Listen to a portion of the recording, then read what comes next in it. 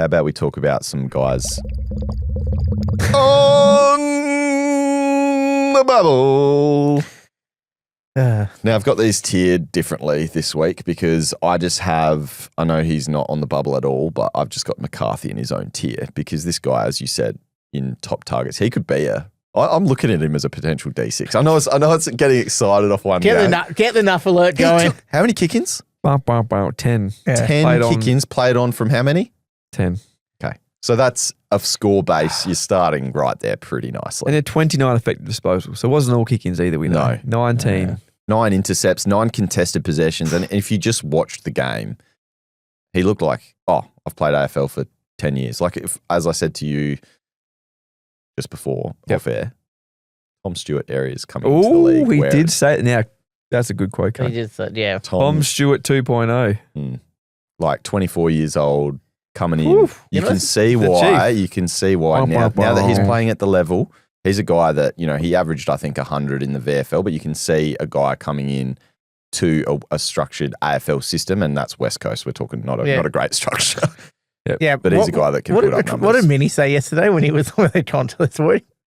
And he absolutely went at them at quarter time. Yeah, pathetic. Yeah, pathetic. Yeah, he said we're pathetic in the contest. But yes, anyway, Tom McCarthy. I know, as I said, not on the bubble, but he's your rookie. Yeah. He's your rookie target.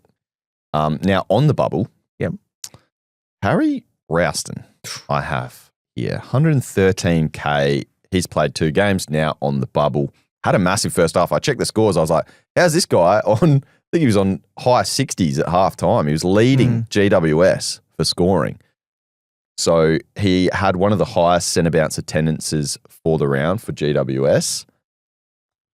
Could he be a little stopgap here if you've just got, for me, for instance, I missed Zach Johnson. Could I just take a punt on Rouston? Now, he's got the bye round 16. So if you need numbers in round 16, you don't want to go near this guy. But for me, I'm pretty set for round 16. I'm looking okay. I said, flying up the rankings. As 5 names. Are you looking for round 16? Tagged spent a lot of time on Lockie Neal on the weekend. Did a good job. Well, I mean, it's okay. Okay. But he was around the ball a lot because of that. Do you think that role's going to stick? We'd have to probably find out from some G-Dubs fans there. But I was a bit worried about GWS's midfield. Like people coming in because it is just normally pretty stat.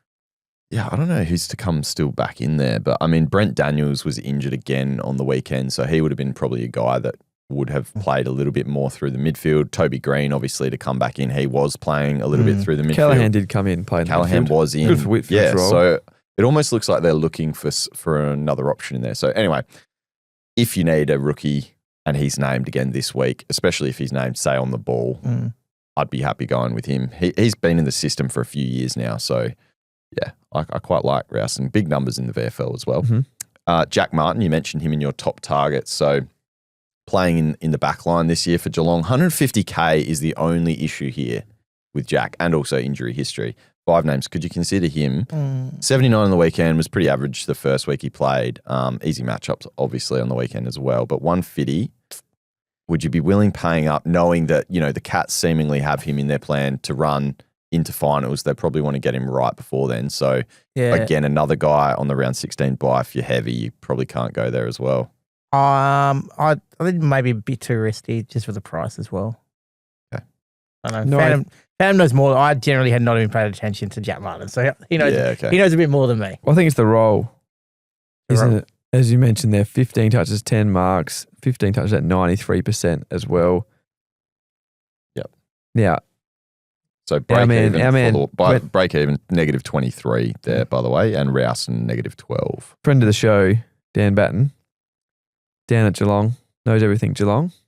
I've seen his plan to trade this week, and his team almost complete does feature Jack Martin at F6 for the time being, so trading him in this week. Yep. If Dan likes the role, what he sees of the Cats, then, well, at least now, if it doesn't work out, we can just blame Dan. Yeah, that's nice. Yeah, that's a good call. It's always a good fullback. Yep. Yeah. Now, a couple more here. Nicholas Madden, 119K. Yeah, my man. I did a quote card for that one, I think. Yeah. Surprised we didn't see that. Nick Madden. So, played 2 games now. Scored pretty well considering 81 and 78. obviously he's playing number one ruck for GWS, but post-bye, you'd imagine Kieran Briggs in the frame too. Right, that's around when he's going to come back kind of thing. So, and also just the ruck position. So I don't know about you guys. Where do you put him? If your flex is free, maybe you take a punt and hope that he retains the role over Kieran Briggs. I would personally imagine it's a good three-week stretch for him, but they're probably still going to go with the tried and true Briggs for the run home. So I'd probably avoid Briggs as much has been so bad this year. I know, that's the only thing. Especially getting the win over Brisbane on the weekend with him in the lineup. So every chance he could possibly stay in. And then you look after his bye as well. He's got West Coast and Geelong in the two after, then Essendon.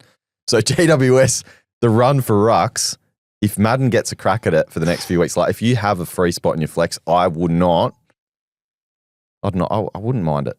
So then you just run it for 4 weeks and then turn him into your final flex. I think you've just got to be ready that, like, say if you still have a Harry Boyd as well, you've almost just got to, if Madden doesn't get this run after the bye, or even this week, like I think Briggs has still got another week before he's ready, so he should at least play this week and make you some cash.